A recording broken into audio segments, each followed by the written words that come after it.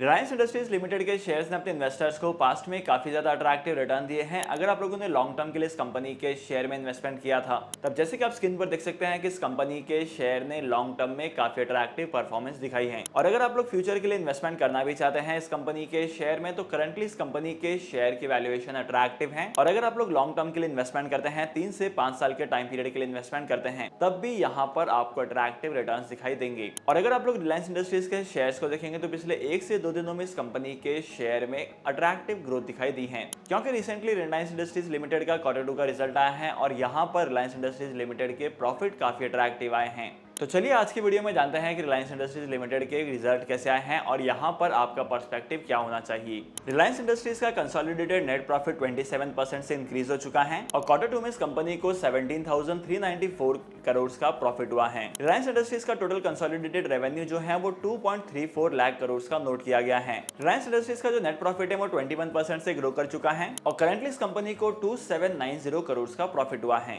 Gross revenue की बात की जाए तो ग्रॉस रेवेन्यू जो है वो ईयर ऑन ईयर बेसिस पर 18% से इंक्रीज हुआ है। करंटली इस कंपनी का ग्रॉस रेवेन्यू निकल कर आता है 77,148 करोड़ का। और सिर्फ रिलायंस जियो की बात की जाए तो रिलायंस जियो का नेट प्रॉफिट इंक्रीज हुआ है ईयर ऑन ईयर बेसिस पर 12% से और करंटली रिलायंस जियो को 5,058 करोड़ का प्रॉफिट हुआ है। वहीं पर जियो के रेवेन्यू की बात की जाए तो जियो का रेवेन्यू जो है वो 10% से इंक्रीज हुआ है और जियो का जो टोटल रेवेन्यू है उसका फिगर निकल कर आया है 24,856 करोड़ का। और वहीं पर अगर टेलीकॉम सेक्टर की बात की जाए तो टेलीकॉम सेक्टर का ARPU यानी कि एवरेज रेवेन्यू पर यूजर जो होता है वो 2.6% से इंक्रीज हो चुका है ईयर ऑन ईयर बेसिस पर और करंटली जो ARPU चल रहा है वो 181.70 का चल रहा है। और अगर इसे पिछली बार के साथ कंपेयर किया जाए तो इसकी वैल्यूएशन निकल कर आती थी 180.56 की। वहीं पर अगर जियो फाइनेंशियल सर्विसेज की बात की जाए तो जियो फाइनेंशियल सर्विसेज का नेट प्रॉफिट 668 करोड़ का है और इस कंपनी का रेवेन्यू जो है वो 608 करोड़ के आसपास का है। और अगर जियो फाइनेंशियल सर्विसेज के डेट की बात की जाए तो जियो फाइनेंशियल सर्विसेज पर 2,95,687 करोड़ का डेट है।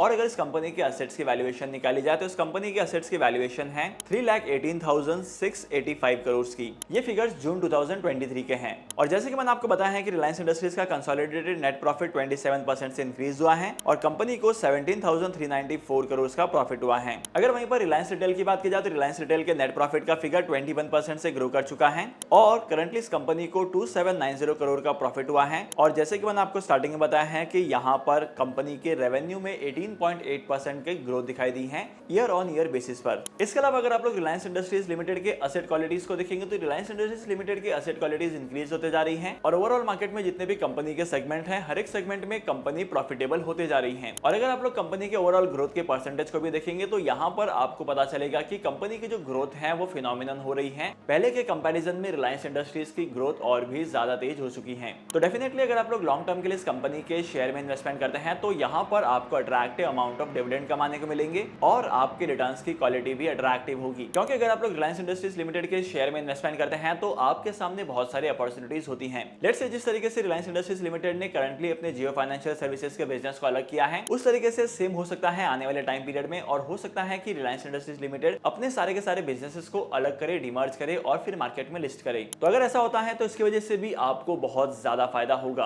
अब शायद आपके दिमाग में यह रहा होगा कि रिलायंस इंडस्ट्रीज लिमिटेड ने जियो फाइनेंशियल सर्विसेज के बिजनेस को अलग किया था और उस कंपनी के शेयर की वैल्यू अभी गिरने लगी है। लेकिन अगर आप लोगों ने रिलायंस इंडस्ट्रीज लिमिटेड के शेयर्स में इन्वेस्टमेंट किया था तब यहाँ पर आपको जियो फाइनेंशियल सर्विसेज के शेयर्स फ्री ऑफ कॉस्ट मिले थे और सबसे कम वैल्यूएशन पर मिले थे। तो डेफिनेटली आपको तो यहाँ पर प्रॉफिट ही है, क्योंकि आने वाले टाइम पीरियड में भी जियो फाइनेंशियल सर्विसेज के शेयर्स की प्राइस अपने इन्वेस्टर्स को अट्रैक्टिव रिटर्न देने का कैपेसिटी रखती है। और इसी के साथ साथ मार्केट के बहुत सारे एनालिस्ट भी कहते हैं कि इस कंपनी के शेयर्स ग्रो करेंगे और अपने इन्वेस्टर्स को अट्रैक्टिव रिटर्न्स कमा कर देंगे। ओवरऑल अगर आप लोग रिलायंस इंडस्ट्रीज लिमिटेड के फंडामेंटल्स को देखेंगे तो कंपनी के फंडामेंटल स्ट्रांग है। कंपनी के फंडामेंटल्स कंपनी की ग्रोथ को जस्टिफाई करते हैं और वैल्यूएशन भी एक एक्यूरेट लेवल पर है। तो आई वुड पर्सनली रिकमेंड कि जब भी इस कंपनी के शेयर्स डाउन ट्रेंड में परफॉर्म करते हैं तब आपको एडिशनल बाइंग करनी है और अपने इन्वेस्टमेंट के पोर्टफोलियो को डाइवर्सिफाई करना है। डीमैट अकाउंट ओपन करने के लिए टॉप 3 ब्रोकर्स के लिंक आपको डिस्क्रिप्शन में मिल जाएगी, वहां पर जाकर आप डीमैट अकाउंट ओपन कर सकते हैं और स्टॉक मार्केट में इन्वेस्टमेंट करना स्टार्ट कर सकते हैं। इसके अलावा स्टॉक मार्केट और पर्सनल फाइनेंस के क्विक अपडेट्स के लिए आप लोग मेरे फेसबुक के पेज को भी फॉलो कर सकते हैं